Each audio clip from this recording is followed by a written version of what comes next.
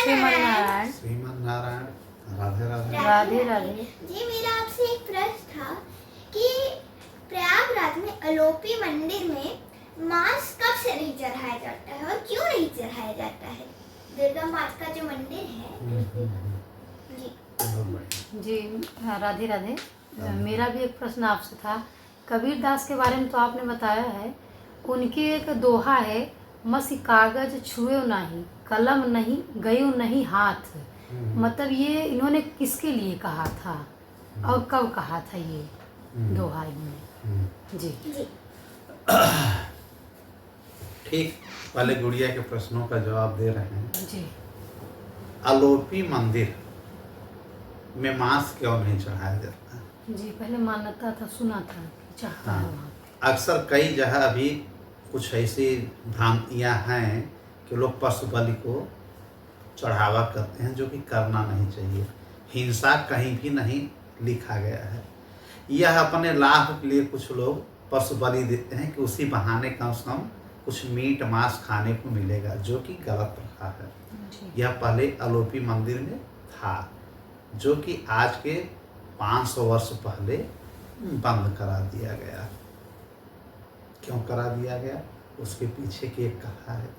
उसके लिए हमको एक भक्त, वैष्णव भक्त के विषय में जानना पड़ेगा, जो भगवान नारायण के बहुत बड़े भक्त थे। उनका नाम है नरहरयानंद या नरहर दास। नाम आप लोगों ने सुना होगा, नरहरयानंद या नरहरयानंद या नरहर दास, हरि के दास। इनका जन्म वृंदावन में संवत 1491 में हुआ था। हाँ, संवत 1491 में। किसका? नरहर दास। और मृत्यु इनकी 1610 ईस्वी में हुई थी। ठीक है। फिलहाल इनके पिता माता विंध्यवासिनी के बहुत बड़े भक्त थे, नरहर दास। उनका नाम था माहेश्वर मिश्रा और माता का नाम, इनकी माता का नाम अंबिका देवी था, नरहर दास के। और वह शुद्ध पति के परायण भक्त थे। पूजा पाठ कम करती थी, लेकिन उनके जो पति थे महेश्वर मिश्रा जी, उन्हीं के हर बात, उन्हीं के हर आदेश का पालन करते थे। उन्हीं के घर में इनका जन्म हुआ है, नरहर दास का, वृंदावन में। बचपन से ही ये श्री कृष्ण के बहुत बड़े भक्त थे, क्योंकि वृंदावन राधे राधे का ही वहाँ पे जलवा है। ठीक है। 16वीं शताब्दी की बात है, 15वीं और 16वीं के बीच की। तो वो लोग जो विंध्याचल हैं मिर्जापुर में, इनके माता पिता वहीं आकर के बार बार उनसे प्रार्थना करते संतान के लिए।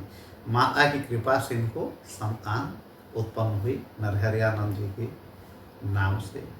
ये नरहरयानंद हैं कौन? जो स्वामी हमारे गोस्वामी तुलसीदास जी हैं, उनके ये गुरु हैं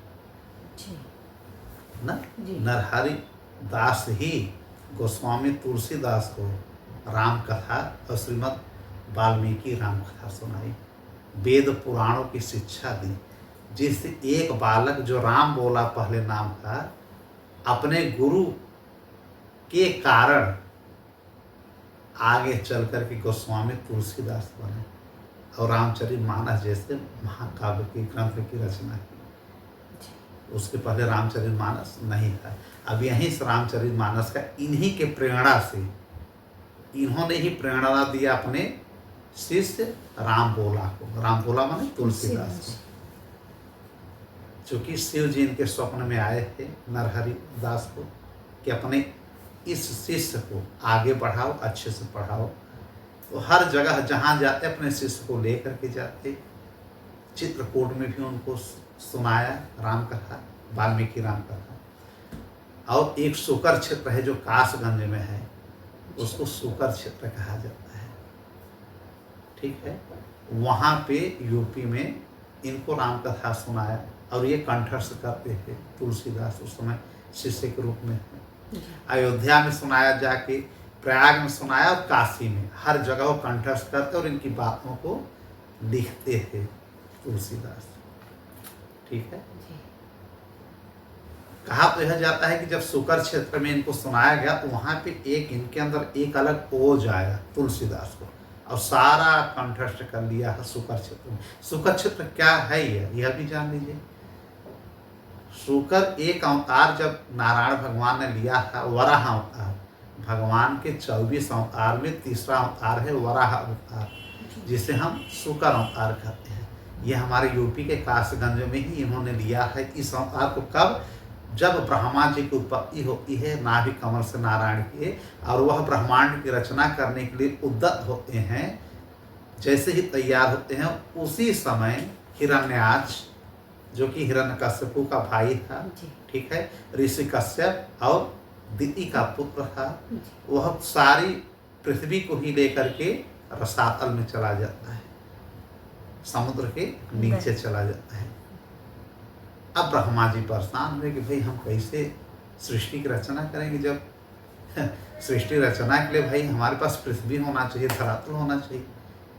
तब इनकी नाकों से ब्रह्मा जी के एक छोटा सा सुअर, वराह जिसे कहते हैं या शुकर कहते हैं, छोटा सा अंगूठे के बराबर पैदा होता है। उसकी सब आरती करते हैं, ठीक है, उस सुअर का। और ब्रह्मा समझ गए कि नारायण भगवान ही हैं, और सारे इनके जो 10 पुत्र होते हैं, नारद से लेकर के मरीचि, भृगु, सब वशिष्ठ लोग, सब उनकी प्रार्थना करते हैं। और देखते ही देखते हैं सुअर, जो हम अपने भाषा में पिग कहते हैं सुअर, उसको वराह कहा जाता है या शुकर, वह देखते ही देखते बहुत बड़ा हो गया और तांडव करता हुआ जाता है रसातल में, कूद जाता है। वो कौन रहते हैं? हमारे प्रभु नारायण को वराह, और हिरण्याक्ष को मार करके पुनः धरती को लाते हैं, अपने केंद्र पे स्थापित कर देते हैं। जब पृथ्वी को अपने नथुने से पकड़ के लाते हैं तो पृथ्वी माँ कहते हैं कि आपने हमको स्पर्श कर लिया है, अपने होठों पे ले लिया है, अब आप हमसे शादी करिए। फिर पृथ्वी भूदेवी से और वराह की शादी भी होती है, ठीक है, और उनसे एक पुत्र होता है मंगल जी, जो मंगल ग्रह है, ठीक है। तो यह जहाँ पे लीला हुआ है उसी को हम कहते हैं शुकर क्षेत्र या वराह क्षेत्र, ठीक है। वहाँ पे तुलसीदास को नरहरि दास जी ने जो कथा, राम कथा सुनाई, भगवान की कृपा से वो उनके पूरे जेहन में दिव्य रूप से बस गई। और जब काशी में यही बात में तुलसीदास जी रहते हैं, उनके स्वप्न में शिव भगवान भी आते हैं और कहते हैं कि अब तुम रामचरितमानस को लिखो। अवधी भाषा में, अपने भाषा को आगे चल के रामचरितमानस लिखते हैं, जो आज घर घर गाया जाता है, चौपाई और सोरठा दोहे के रूप में, ठीक है। यह राम की कथा ही है।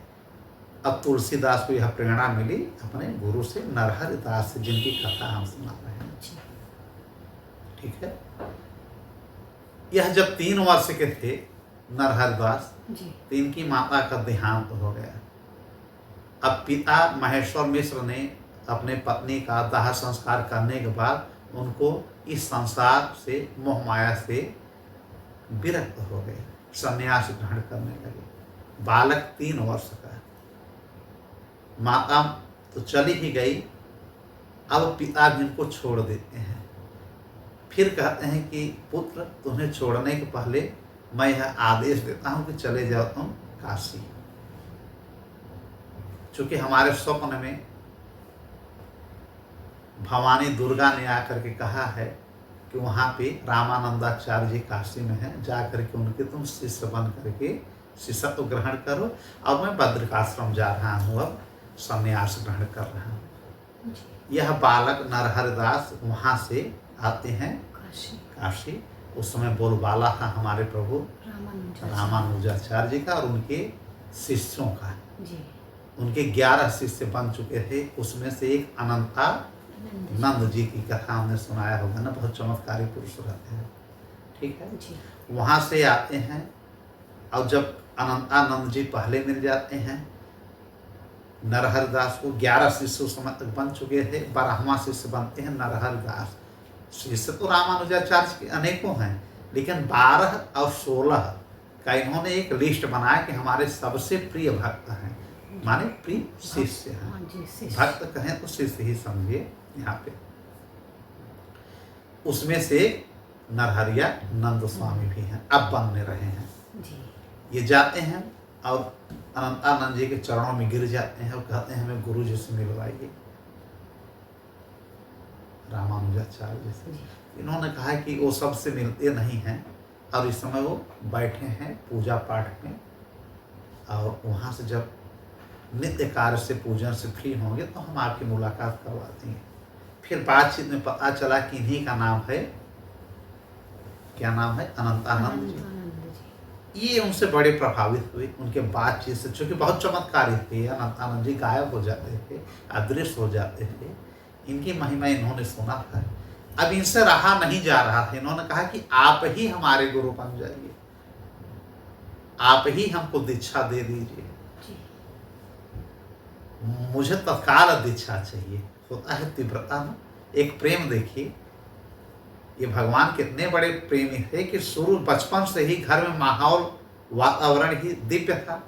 माता पिता खैर दुर्गा के, योग माया के भक्त थे, लेकिन ये श्री कृष्ण के भक्त थे। ठीक है। उसके बाद जो है ये अनंतानंद जी कहते हैं ठीक है तुमको गुरु दीक्षा मिलेगी। अब तब तक जो है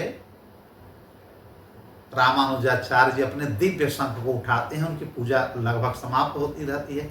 और जब उनका दिव्य शंख बजता है ना तो पशु पक्षी से लेकर पूरा ब्रह्मांड उस समय सब मौन हो जाता है, जो जहाँ है वहीं पे स्थिर हो जाते हैं। ये उस समय का चमत्कार था। उनके 12 शिष्यों में कबीर भी हो चुके थे, सब हो चुके थे। अब ब्रह्मा ये बनने वाले हैं। अब जैसे दिव्य शंख बजा वैसे नरहरदास जी को वहीं पे समाधि लग गई, वो खो गए, वैकुंठ लोग चले गए, उनकी आत्मा भटकने लगी राम जी के चरणों में। जय श्री कृष्ण जय श्री कृष्ण, हरे राम राम राम हरे हरे, राम का ये सुमिरन करने लगे। अब जब आँख इनकी खुलती है तो देखते हैं उनके चरणों में बैठे हुए हैं इनके रामानुजाचार्य। और रामानुजाचार्य जी ने कहा तुम्हारी दीक्षा हो गई। जो हमारे शंख से समाधि में चला गया वो मेरा परम प्रिय शिष्य है, तुम मेरे 12वें शिष्य हो। ठीक है। अनंतानंद जी के बाद तुम नंबर पे हो, लेकिन तुम्हारे गुरु यही रहेंगे। कौन? अनंतानंद जी। इनसे गुरु दीक्षा लो, लेकिन परम श्रेणी में तुम मेरे हो। माने उनके 2 गुरु हो गए। एक शंख बजने से समाधि में वो गए और कोई नहीं गया, इसलिए वो शिष्य बन गए उनके।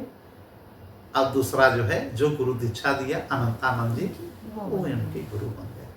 कान में उनके दीक्षा देते हैं राम राम का। हाँ ये भक्त श्री कृष्ण के गुरु दीक्षा मिल रहा है राम राम का। इन्होंने स्वीकार किया, तब से ये राम राम कहने लगे। फिर अनंतानंद जी जान गए कि ये भगवान के वैष्णव परम भक्त हैं। हर पल ये केवल वेदों की बात करता है बालक। और इनका नाम उन्होंने नरहरिदास रख दिया।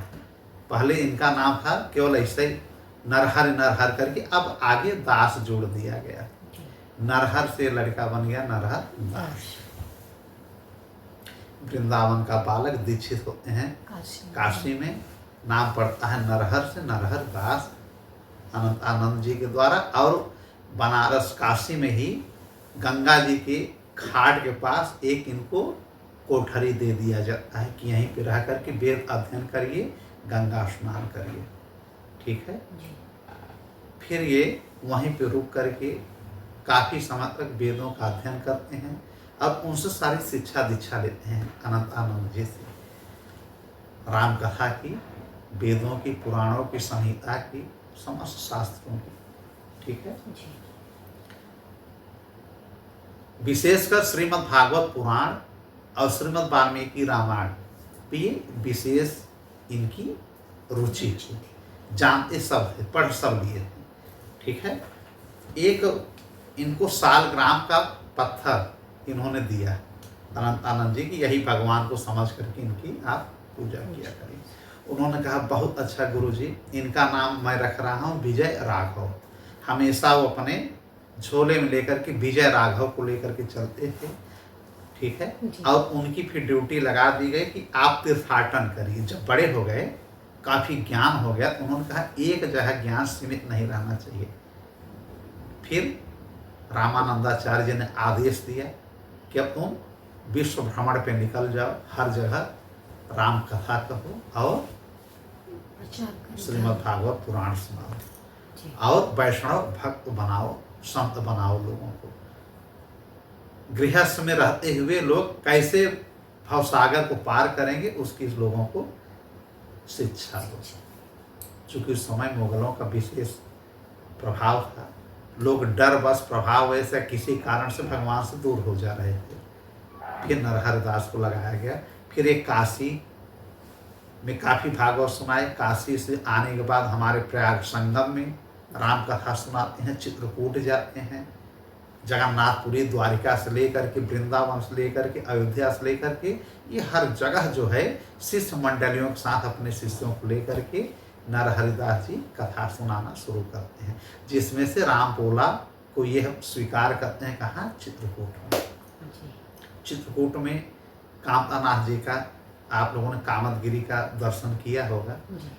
यह चित्रकूट को इन्होंने अपना जो है पूरा धाम बना लिया था नरहरि आनंद जी ने। वहाँ पे ज़्यादा रुकते थे चित्रकूट पे, ठीक है। चूँकि चित्रकूट में श्री राम जी लगभग 11 वर्ष के आसपास वहाँ पे रुके हैं और बड़ी लीला किया था। तो प्रतिदिन वहाँ पे वो स्नान करके, है ना वहाँ पे जहाँ पे भगवान राम जी स्नान करते हैं, मंदाकिनी, ठीक है, वहाँ वो प्रतिदिन स्नान करते हैं। और कामता नाथ का, कामतगिरी का 5-5.5 किलोमीटर जो भी है पूरे पर्वत का परिक्रमा करते हैं प्रतिदिन। यह उनका नियम था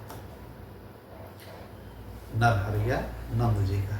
और वहीं पे इनको भगवान भोलेनाथ ने दर्शन दिया, इनको प्रकट होकर के दर्शन दिया। सबसे पहले भोलेनाथ ने जी दर्शन दिया। फिर भोलेनाथ से इन्होंने कहा नरहरि दास जी कि हमको सीताराम का दर्शन चाहिए। उन्होंने कहा बिल्कुल मिलेगा, तुम अपने भक्ति में लगे रहो। एक दिन सीताराम अपने उस रूप में प्रकट होकर के वहाँ कामतानाथ में इनको दर्शन देते हैं जिस रूप में ये वनवास गए हैं। देखिए कलयुग की घटना है। फिर दत्तात्रेय जी ने इनको दर्शन दिया वहाँ पे। दत्तात्रेय कौन है? भगवान नारायण के ही एक अवतार है, अत्रि अनुसुईया के पुत्र की, ठीक है। और अत्रि और अनुसुईया भी इनको अपने आश्रम में, जो आश्रम है वहाँ पे, साक्षात प्रकट होकर के दर्शन देते हैं और शिक्षा देते हैं। अत्रि जी इनको, नरहरि आनंद जी को राम के विषय में कथा सुनाते हैं, ठीक है। उधर भोलेनाथ, हमारे भोलेनाथ ही ठहरे। फिर एक बार इनको प्रकट होकर के दर्शन देते हैं और कहते हैं इस बार मुझे आने का कारण मेरा यह है कि यहीं पे एक भगवान राम का बहुत बड़ा भक्त है जो वाल्मीकि के ही अंश अवतार हुए हैं।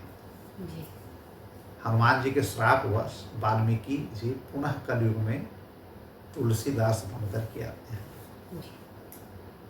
तो भगवान शिव जी ने नरहरि दास जी को कहा, नरहरि आनंद जी को, कि यह राम बोला नाम है। 32 दांत इनको पहले ही जन्म से ही थे। इनको आप अपना शिष्य बना लीजिए और आगे चल कर के इन्हीं के द्वारा रामचरितमानस का एक महाकाव्य की रचना का गठन किया जाएगा। उन्होंने कहा ठीक है प्रभु। उनको बुला करके, जबकि वो आते हैं टोली में, लेकिन लाखों की भीड़ रहती है, नरहरि आनंद ज़्यादा ध्यान देते ना, तो वो बैठ करके पीछे सुनते हैं। लेकिन भोलेनाथ के अब कहने पर राम बोला को आगे पंक्ति में बैठाया गया और उनको अपना इन्होंने शिष्य बना लिया और कहा हमेशा तो मेरे साथ रहा करो। अब ये भी अब अकेले हैं, तुलसीदास भी राम बोला, उनके माता पिता थे नहीं, एक दासी के द्वारा इनका पालन हो रहा था। और उधर अब पत्नी वियोग भी इनसे, ये दास तो पहले ही बन गए हैं, फिर गृहस्थ आश्रम में गए, पत्नी वियोग हुआ। अब जब वियोग होता है तो अच्छे ढंग से होता है। फिर जा करके राम कथा, रामचरितमानस बाद में लिखते हैं। फिलहाल नरहरि आनंद जी इनको अपना भक्त बना लेते हैं शुरू से ही। होता क्या है एक बार कि नरहरि दास जी 4 महीने के लिए जहाँ जाते हैं, चतुर्मास ज़्यादा ये व्रत करते थे, और चतुर्मास एक क्षेत्र में रुकते थे, वहाँ पे लाखों लोगों को सत्संग सुनाते थे। एक बार उनका आना हमारे संगम होता है प्रयाग में, जी जो हमारे यहाँ तीर्थराज हैं प्रयाग जी संगम, यहाँ पे इनका आना होता है। 4 महीने के लिए यहाँ पे रुक जाते हैं। ठीक है। नरहयानंद जी, नरहरदास जो आनंद जी के या रामानुजाचार्य जी के 12 शिष्य में से एक हैं, 4 महीने के लिए इनका आगमन होता है संगम। यहाँ पे इनके भक्त लोग रोक लेते हैं और यहीं होता है अलोपी मंदिर। यहीं पे 4 महीने ये श्रीमद् भागवत पुराण और राम कथा सुनाते हैं। ठीक है। और 4 महीने जब उसी मंदिर में, अलोपी मंदिर में चतुर्मास जब यह राम कथा होता है और श्रीमद् भागवत कथा होता है, तो भक्तों के साथ साथ माँ हमारी जो अलोपी माँ हैं, यह भी बड़ी प्रसन्न हो जाती है।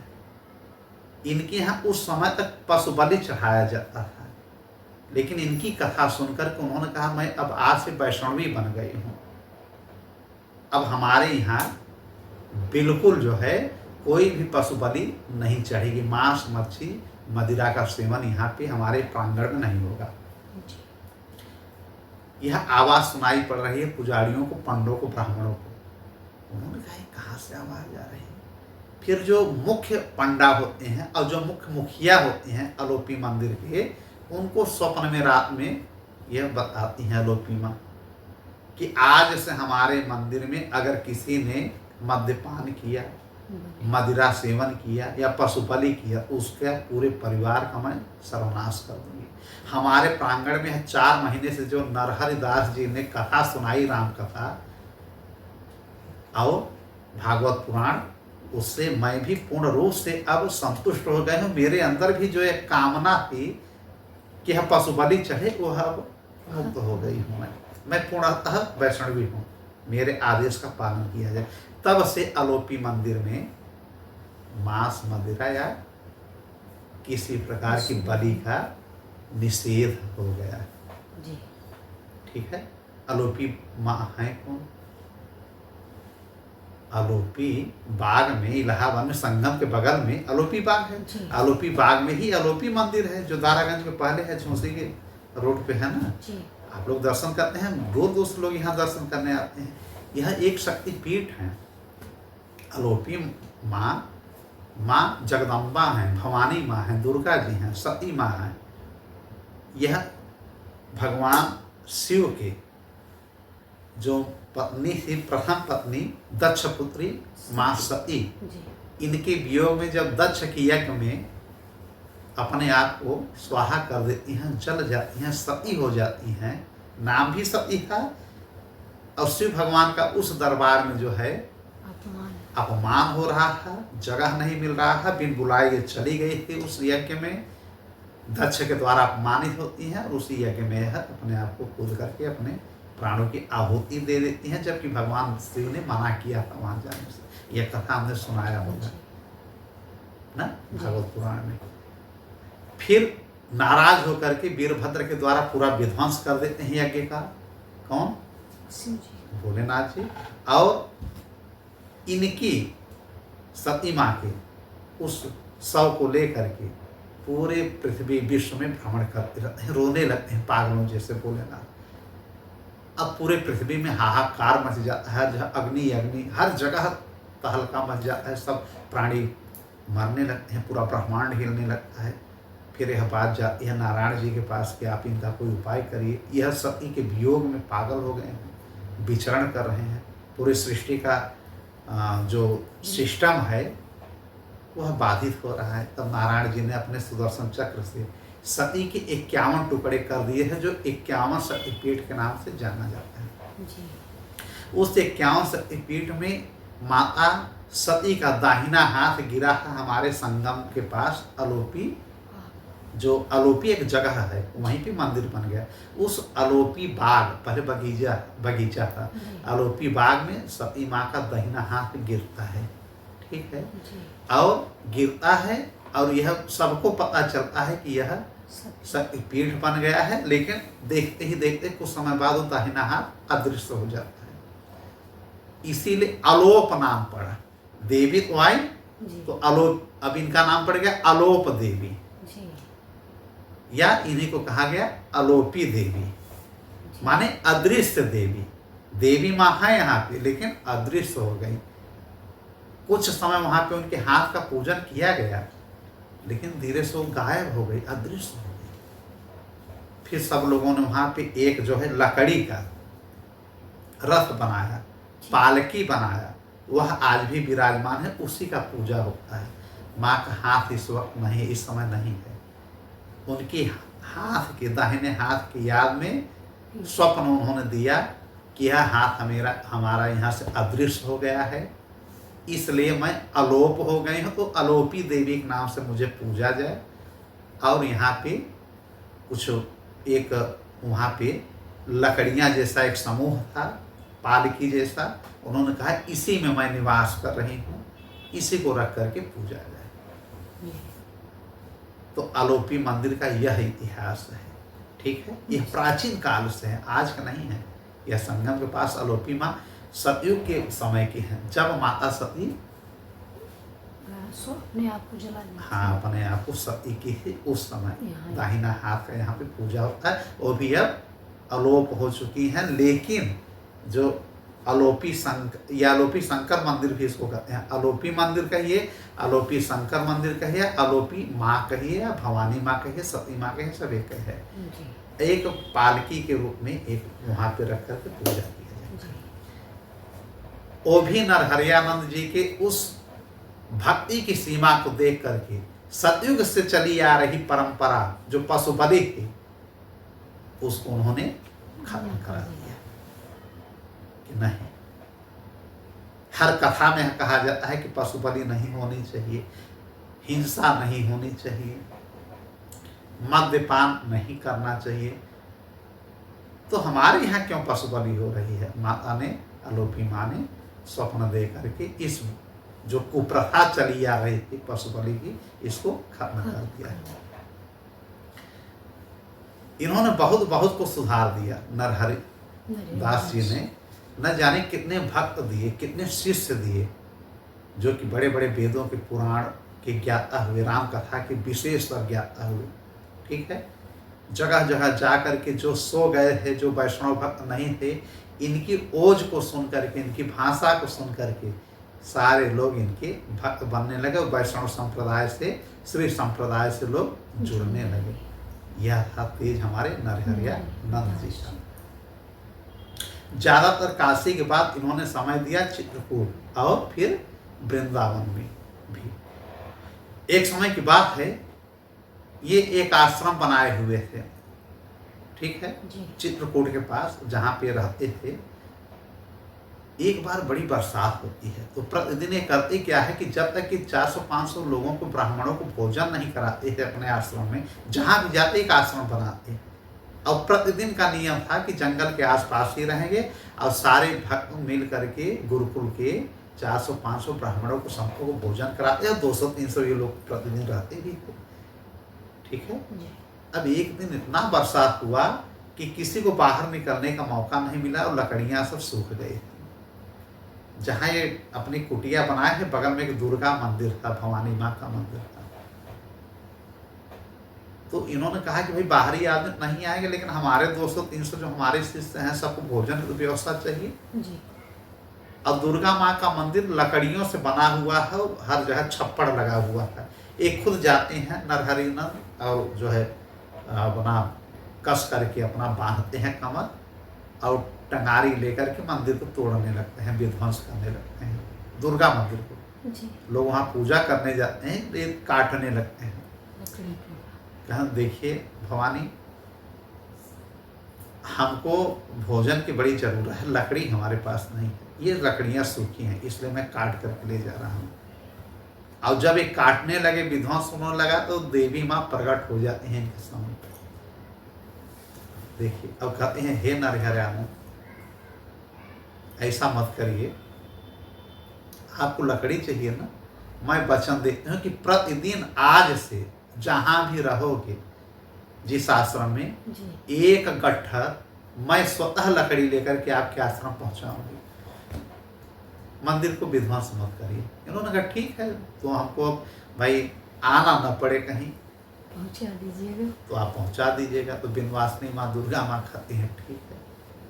अब प्रतिदिन इतना बड़ा वो गट्ठर स्वतः लेकर के जाती हैं माँ दुर्गा। क्यों? क्योंकि भगवान राम के और श्री कृष्ण के अनन्य भक्त हैं।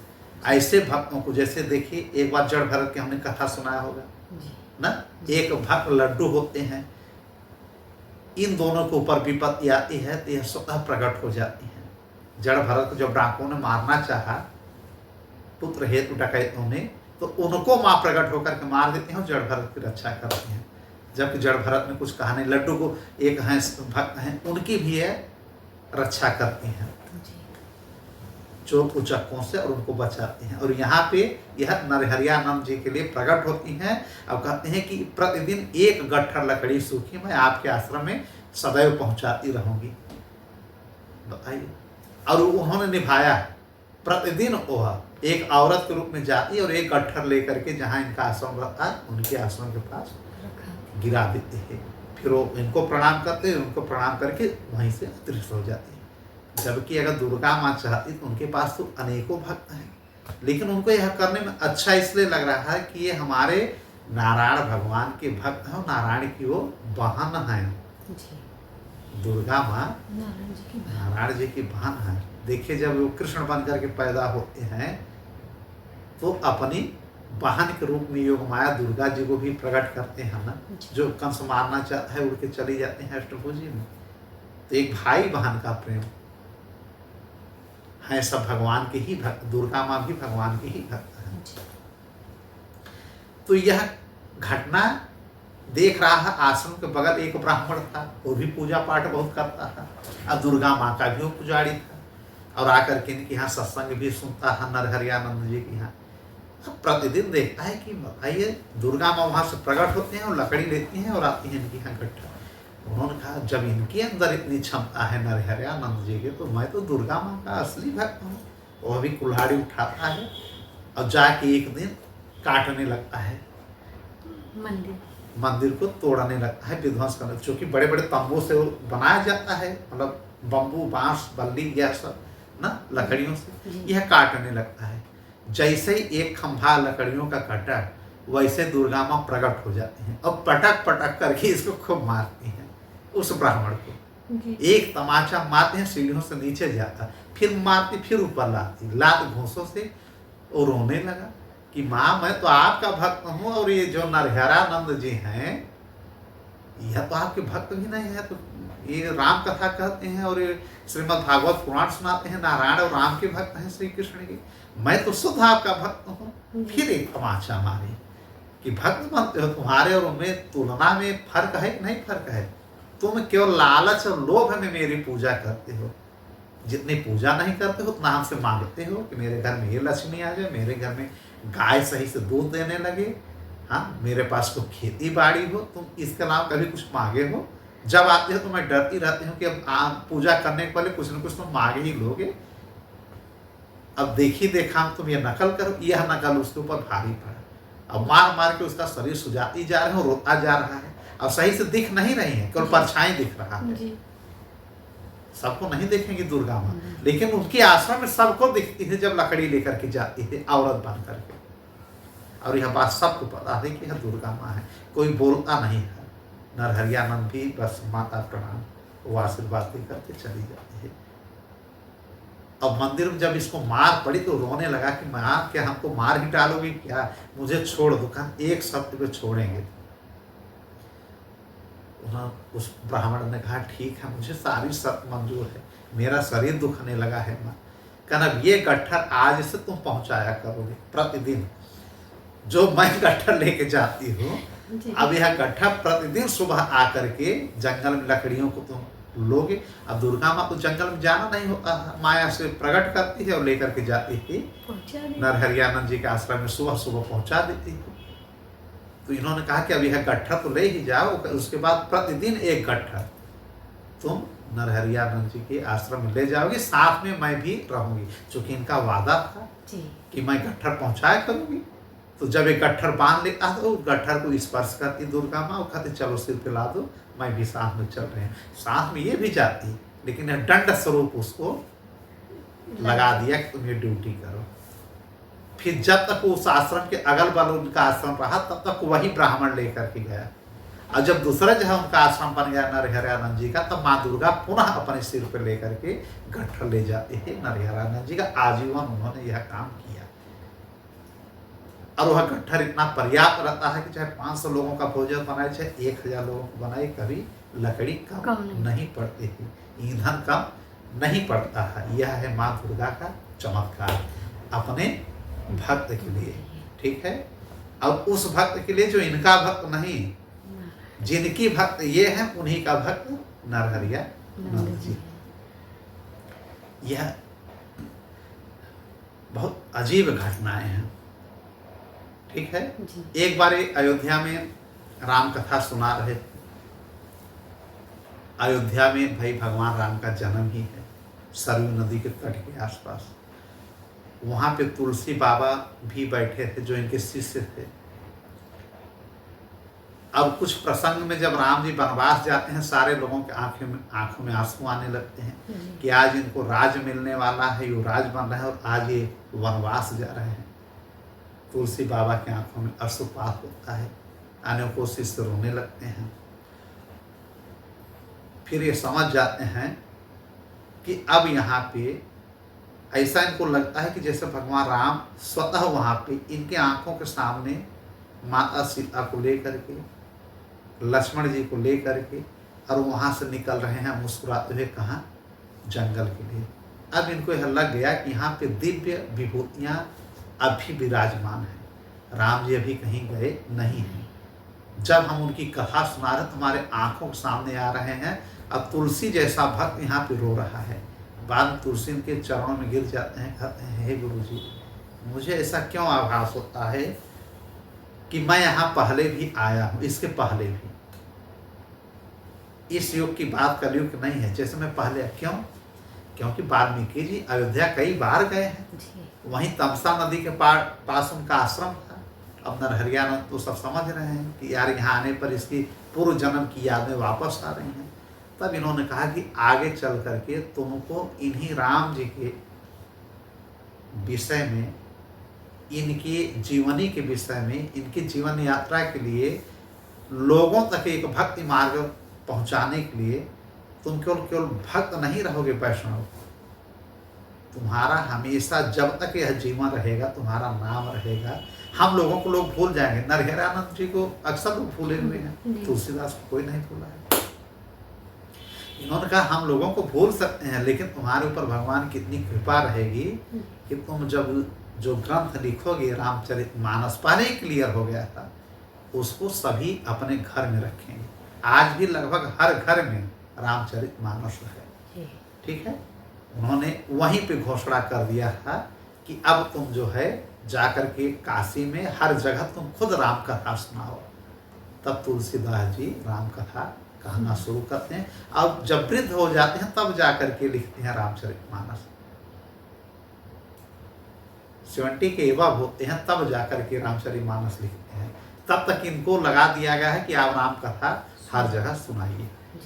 तो यह केवल राम कथा सुनाते हैं तुलसीदास, और कुछ नहीं, न कृष्ण कथा न कुछ, केवल श्री राम कथा।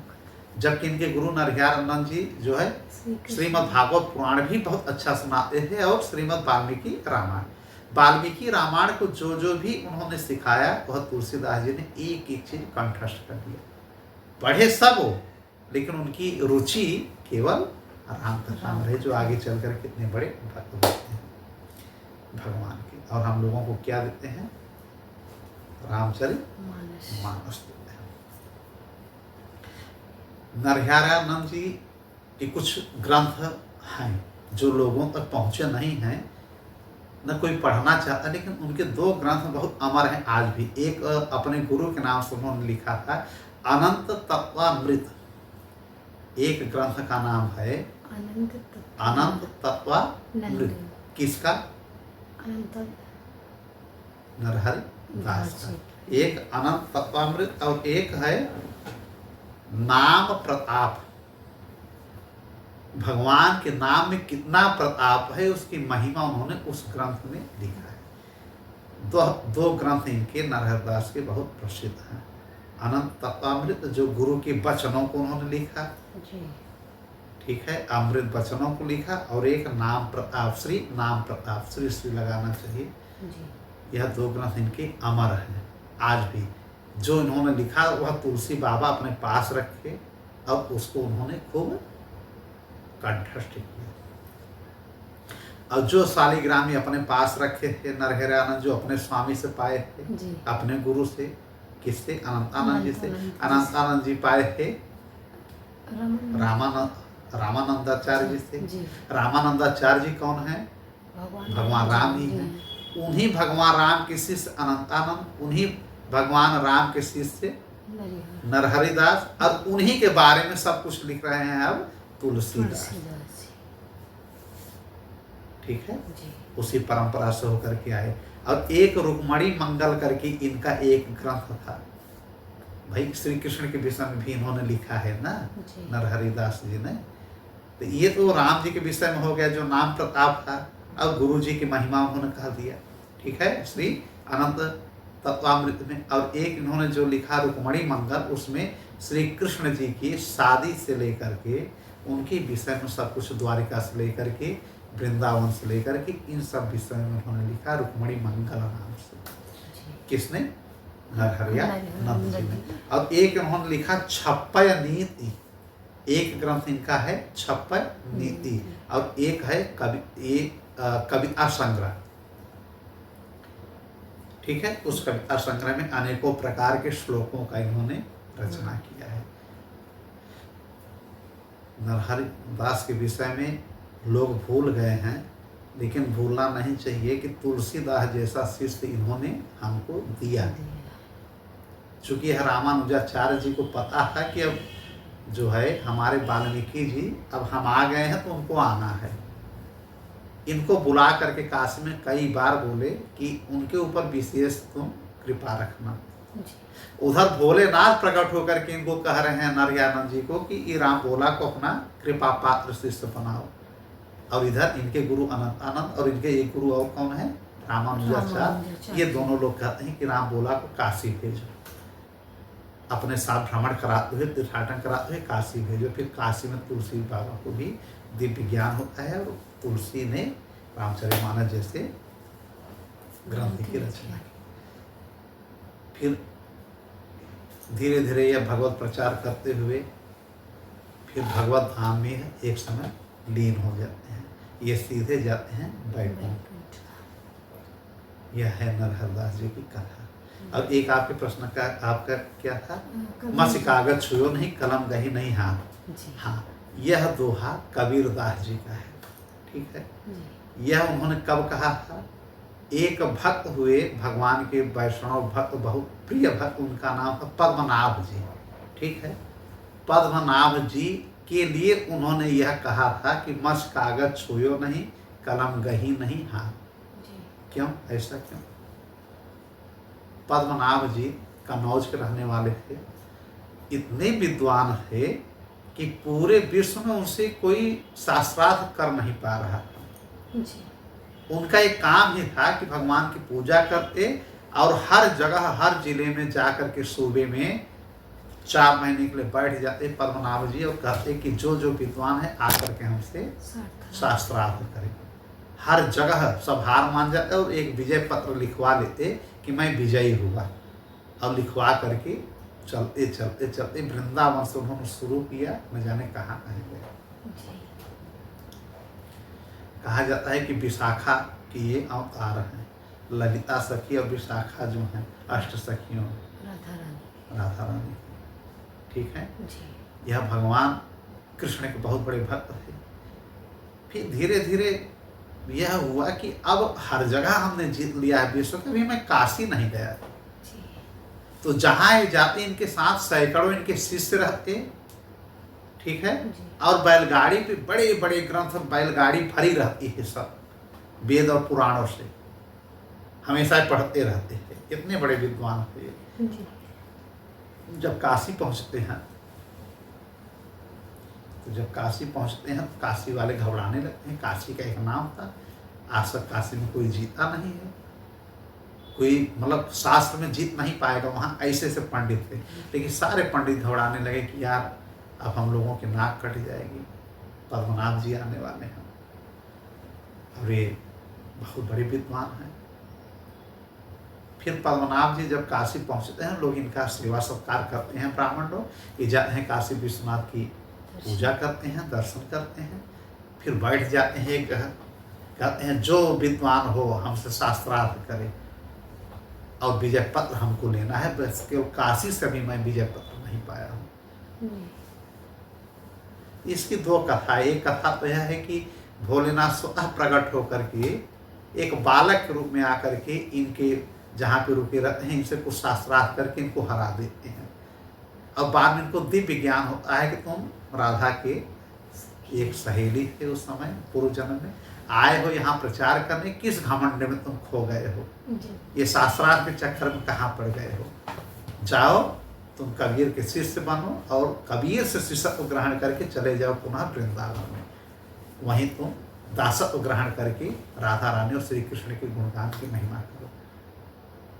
फिर कहते हैं कि 4 साल का बालक मुझको हरा रहा है कि आप हैं कौन, मैं आपसे हार गया, बड़े बड़े विद्वान हमसे पराजित हो गए, आप मुझको पराजित। तब भोलेनाथ इनको दर्शन देते हैं। एक कथा यह है पद्मनाभ जी की। एक कथा यह है कि सारे विद्वान भोलेनाथ से प्रार्थना करते हैं कि प्रभु अब लाज बचाइए, हम लोगों की नाक कटे तो आपकी कटेगी। तब वो एक अपनी आवाज़ में कहते हैं कि ऐसा है, इनको ले जाओ कबीर के पास, कबीर इनको ठीक कर देंगे, तुम लोग कोई शास्त्रार्थ मत करो। जी। कौन? काशी काशी विश्वनाथ जी, भगवान भोलेनाथ। एक आकाशवाणी होती है ब्राह्मणों को कि बहुत टेंशन लेने की जरूरत नहीं है, इनको ले कबीर के पास ले जाओ। तो उन लोगों ने कहा कबीर जी तो पढ़े लिखे नहीं हैं। हाँ। इन्होंने कहा उनके पास ले जाओ, सब समस्या का हल वहीं होगा। सारे ब्राह्मण आते हैं पद्मनाभ जी के पास और कहते हैं ऐसा है, आप यहाँ तो बड़े बड़े पंडित हैं, बड़े बड़े विद्वान हैं, कितने लोगों से आप शास्त्रार्थ करेंगे, हजारों लाखों लोग हम लोग हैं, आपका कई साल चला जाएगा। इन्होंने कहा तो किसी एक दो को बताइए ना जो सबसे विद्वान हो। इन्होंने कहा सबसे विद्वान की बात छोड़िए, यहाँ पे कबीर दास जी हैं, आप उन्हीं को अगर हरा देंगे तो हम यहाँ के सारे आचार्य सारे ब्राह्मण लिख करके ताम्रपत्र पे दे देंगे कि हम लोग सब पराजित हो गए हैं, आप विजयी हो गए हैं। अब पद्मनाभ जी बड़े प्रसन्न हुए। उनके शिष्यों से जब इनकी बात हुई कि ये बताओ कबीर कौन है, तो उनके शिष्य कहा अरे पढ़े लिखे नहीं है, कबीर जो है पढ़े लिखे नहीं है, रामानुजाचार्य जी के शिष्य हैं, ये बिल्कुल पढ़े लिखे हैं। तो जब पढ़े लिखे नहीं हैं तो हम उससे शास्त्रार्थ क्या करें। फिर आचार्यों से कहते हैं कि भाई हमारे शिष्य लोग कह रहे हैं कि आपके जो कबीर जी हैं पढ़े लिखे ही नहीं हैं, तो हम उनसे कैसे शास्त्रार्थ करें जो बिल्कुल अनपढ़ है। इन्होंने कहा आप उन्हीं को पराजित कर दीजिए, हम लोग पराजित मान रहे हैं ना। इन्होंने कहा बुलाओ उनको मेरे पास। किसने? पद्मनाभ जी। हाँ। लेकिन आचार्यों ने कहा कि कबीर जी कहीं जाते नहीं हैं, तो एक जगह बैठे रहते हैं, जुलाहे का काम करते हैं और वहीं पे सत्संग उनका चलता है और लोग उनके पास ही जाते हैं, इतना आपको कष्ट उठाना पड़ेगा। इन्होंने कहा चलो कोई बात नहीं है, विजयी हमको होना है, चलो वहीं चलते हैं। यह जाते हैं कबीर जी के पास। उसके पहले सारे आचार्य कबीर जी के पास पहुंच जाते हैं कि देखिए आप गुरु जी रक्षा करिए, ऐसी ऐसी बात है, भोलेनाथ ने यहाँ पे आप लिए भेजा है।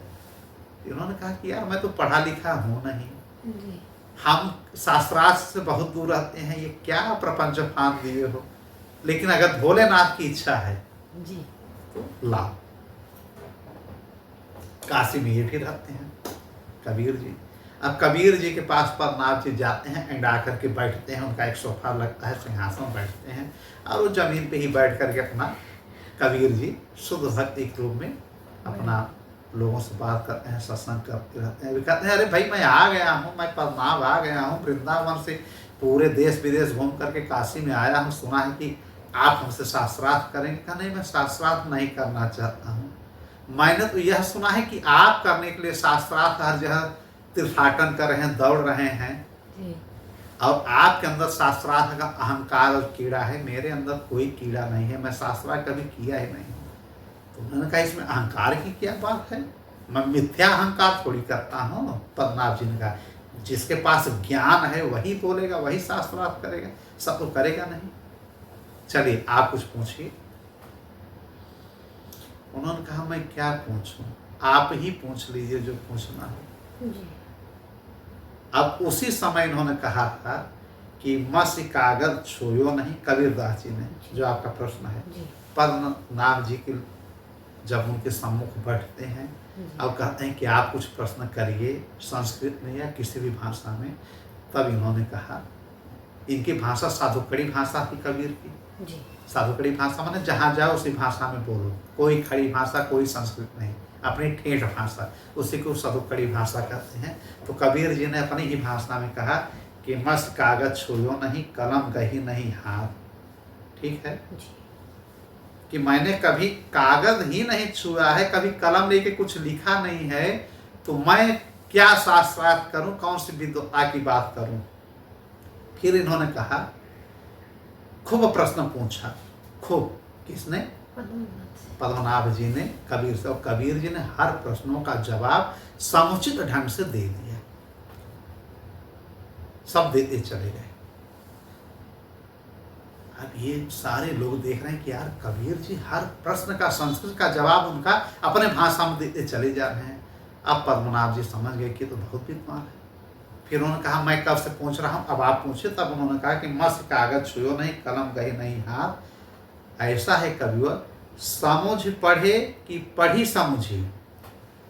कबीर जी कहते हैं पद्मनाभ जी को कि समझ पढ़े कि पढ़ी समझी, अहो कहो कविवर, मुनि यह बात कबीर की, पुनि यह बात कबीर की सुनकर, कौन? पंडित गयो हेराए। जो पंडित बने थे, पंडित मतलब विद्वान, उनकी यह बात जब उन्होंने सुना कि यह बताइए कि जो है यह आप हमसे पूछ रहे हैं पद्मनाभ जी, इसको आपने समझ करके पढ़ा था कि पढ़ करके समझा था, जो आप शास्त्रार्थ करने निकले हैं। बस एक प्रश्न ने पद्मनाभ जी के जीवन को बदल दिया। क्या विद्वान कैसे बने? पहले आप समझे हैं कि पहले आप पढ़े हैं, कि पहले आप पढ़े हैं कि पहले आप समझे हैं। मतलब आप लड़े हैं कि गढ़े हैं, कि आप भक्त हैं कि क्या हैं आप? आपके अंदर भक्ति नहीं है। जो भक्त रहेगा उसके अंदर विद्वता का कोई अहंकार नहीं रहेगा। यह कबीरदास जी ने एक लाइन में समझा दिया। इनके अंदर का जितना ममत्व था, जितना अहंकार ज्ञान का था, सब चूर चूर हो गया। कि यार सही इन्होंने कहा कि समझ पढ़े कि पढ़ी समझी, अहो कहो कबीवर, पुनि यह बात कबीर की, सोनी पंडित गयो हेराए। बहुत मर्म छिपा हुआ है इस बात में। जैसे आदमी कहता है मैं बहुत ज्ञानी हूं, ज्ञान कहाँ से आया? पढ़ करके आया कि पहले ही आपके अंदर विराजमान है? उसी प्रकार कवि ने कहा कि पहले समझाया आपने कि पहले पढ़ाया आपने? ये शास्त्रार्थ का कीड़ा कहाँ से लग गया आपको? ये इतना तामपत्र लेकर के करेंगे क्या आप? और उनके हर प्रश्नों का जवाब उन्होंने दे दिया। ये जाकर के पद्मनाभ जी उनके शरण में हो जाते हैं और उनके चरणों में गिर जाते हैं कि आप भगवान के ही अवतार हैं, आपके अंदर जितना ज्ञान है मेरे अंदर कुछ नहीं है। तब उनके अंदर एक भाव आता है कि नहीं, मुझे ज्ञान नहीं, मुझे भक्ति से जीना है। फिर यह काशी में रह करके सारे पोथी जो इनका था, बैलगाड़ी सब भिजवा देते हैं वृंदावन।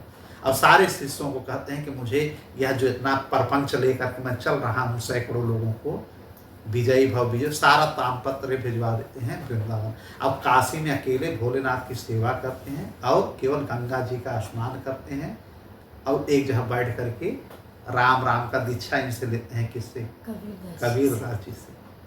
अभी तक ये दीक्षा नहीं लिए है, ज्ञानी बहुत हो गए हैं लेकिन दीक्षित नहीं थे। अब दीक्षा लेकर के राम राम कहने लगे। फिर एक दिन स्वप्न में शिव भगवान जी आते हैं और उनको बताते हैं कि तुम पूर्व जन्म में क्या है, तुम्हारा काम यहाँ नहीं है, वृंदावन है, जाओ निधि बन, और जितना जहाँ जहाँ तुमने लीला उस समय किया था, एक श्रापवश तुमको आना पड़ा है धरती पे। राधा जी ने लगभग सबको धीरे धीरे श्राप भी दिया है। कलयुग में 8 सखियां उनकी आई भी हैं ना। जी। एक हरिदास की कथा हमने सुना होगा, जो ललिता बन करके आती हैं, जो तानसेन के गुरु बनते हैं। जी। तानसेन कौन? जो मुगल बादशाह की यहाँ इसमें थे। नवरत्नों में से एक है ना, कि वो अगर गाने लगते, बरसात होने लगती, बिजली चमकने लगती, वो किसके शिष्य थे? तानसेन हरिदास के शिष्य थे। हरिदास जी जब गाते तो यार पशु पक्षी चिड़िया सब रोने लगते, गाने लगते, जैसा मतलब उनका जो आलाप थे, जी। सारे वृक्ष नाचने लगते। यहाँ तक कहा गया कि वृक्ष एक जगह से दूसरे जगह तक चले जाते थे नाचते नाचते। ये कौन थी? ललिता थी। जी। ठीक है, इन्होंने ही तानसेन को अपना शिष्य बना करके हमारा गायक बना दिया। इसी प्रकार से विशाखा जी अब जाते हैं, मतलब जाते हैं ये पद्मनाभ जी कहाँ पे? वृंदावन। और उनका जीवन पूरा वृंदावन में राम राम, राधे राधे, श्री कृष्ण श्री। जरूरी नहीं कि आप गुरु दीक्षा ली है तो बस आप वही नाम लीजिए।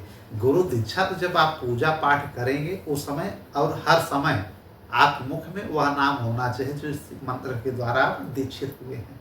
लेकिन आमतौर की भाषा में जहाँ जैसे आप हैं वहाँ श्री कृष्ण की बात करिए, राधे की बात। ये थोड़ी कि नहीं नहीं हमने राम का नाम ले लिया है भैया गुरु दीक्षा, तो मैं श्री कृष्ण नहीं कहूँगा, मैं दुर्गा नहीं कहूँगा। नहीं, ऐसा नहीं है। आप कहिए, बिल्कुल कहिए।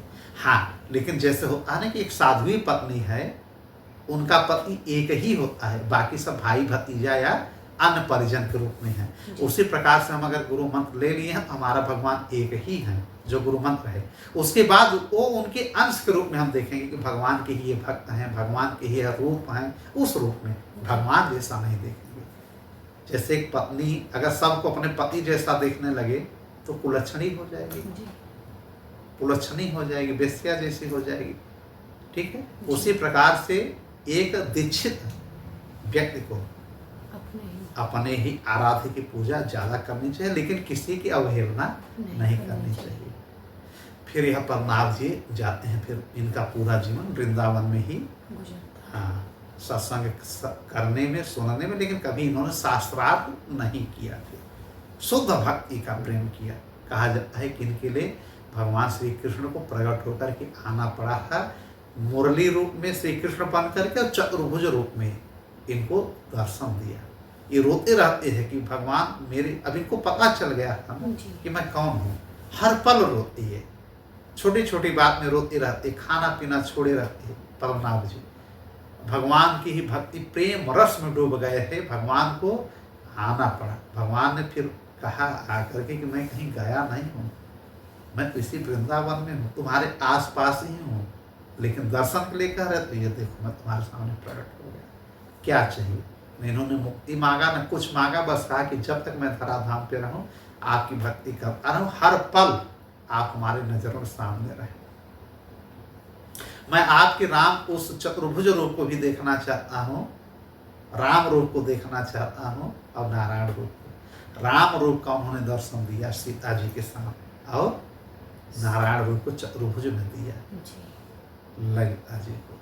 श्री कृष्ण भगवान ने स्वतः ऐसे ऐसे भगवान के भक्त हैं। फिर यहाँ काफ़ी समय रहने के बाद फिर गोलोक चले जाते हैं पद्मनाभ में। यह आपके प्रश्न का जवाब। ठीक, चलिए अगली कथा, फिर अगली बात। श्रीमन नारायण राधे राधे।